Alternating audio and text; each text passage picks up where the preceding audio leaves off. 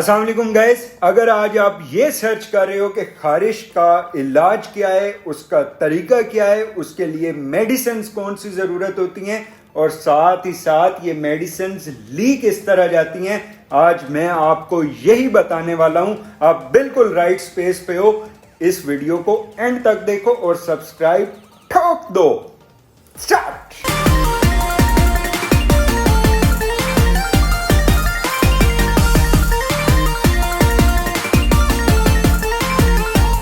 अस्सलाम वालेकुम guys, I am doctor Syed Hashir Ali, also called doctor जोरो।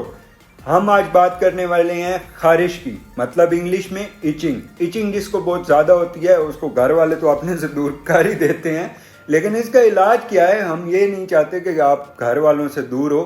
हम आपको घर वालों के करीब करना चाहते हैं, आपके अपने प्यारों से आपको करीब रखना चाहते हैं। तो आज हम आपको इसका इलाज बताते हैं, लेकिन मैं पहले आपको ये बता लूं कि इसकी कॉजेज़ क्या होती हैं ताकि आइंदा के बाद आप लोग इन चीज़ों से बच सको। एक तो ये कि कोई इन्फेक्शन हो जाए, स्किन की कंडीशन कुछ इस तरह की होती है, एक्जिमा, ये लाल लाल स्किन हो जाती है। इन्फेक्शन किस तरह का हो सकता है? इन्फेक्शन हमें बैक्टीरियल नॉर्मली होता है, बैक्टीरिया के इन्फेक्शन की वजह से भी हमें इरिटेशन स्टार्ट हो जाती है। Fungal infection, athlete foot normal example है इसकी। ये आपने अक्सर औकात उंगलियों के दरमियान में जो है ना वो लगा हुआ फंगस देखा होगा, ठीक है, वो हो जाता है। अक्सर औकात लीवर, किडनी, लंग्स, इनकी कंडीशंस इस तरह हो जाती हैं, उसकी वजह से भी ये प्रॉब्लम आपको हो जाती है। प्रेगनेंसी में क्या होता है, हाँ कभी कभार प्रेगनेंसी में भी टाइम बीइंग हो जाता है, तो हम इसके सिम्टम्स की ट्रीटमेंट फिर करते हैं, इचिंग वगैरह की ट्रीटमेंट कर लेते हैं।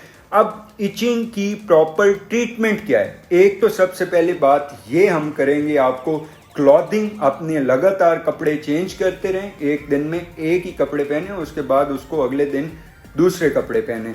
बाथिंग मतलब नहाना है आपने। तीसरा, अपने खाने और अपनी अशिया उनको अपने तक महदूद रखें ताकि ये है कि दूसरों को ना लग जाए। ये हफ्ते का कोर्स है मैक्सिमम, इसके अंदर अंदर यार आप लोगों ने ठीक हो जाना है, इतना तो आप लोग कर ही सकते हो। अच्छा, इसके अलावा आपने क्लिनजिंग करते रहना है, अपनी स्किन को साफ रखना है। अगर आपकी स्किन ड्राई है, इसको ऑयलिंग वगैरह करते रहो, ऑयल कोई भी यूज़ कर लो, ये आपके ऊपर है।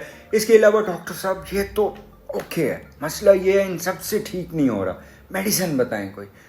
आपने तो मुश्किल में डाल दिया यार। मेडिसिन सिर्फ इतनी सी है कि आपने एक स्टीरॉयडल क्रीम लेनी है, हाइड्रोकॉर्टिसोन नाम है, ये आपके सामने आ भी रही है। ये वाली क्रीम ले लो, इसको आपने सुबह दोपहर शाम लगाना है। इसके अलावा आप लोग कैलामिन का सॉल्यूशन ले सकते हो, फिनेरेमाइन होता है ये, हिस्टेमिक, यानी कि आपकी इचिंग को ख़त्म करने के लिए ये यूज़ किया जाता है। इसके अलावा इन्फेक्शन को ख़त्म करने के लिए हम डार्क टेरिन यूज़ करते हैं अगर है बैक्टीरियल। अगर फंगल है तो टर्बीडम मतलब टर्बिनाफिन।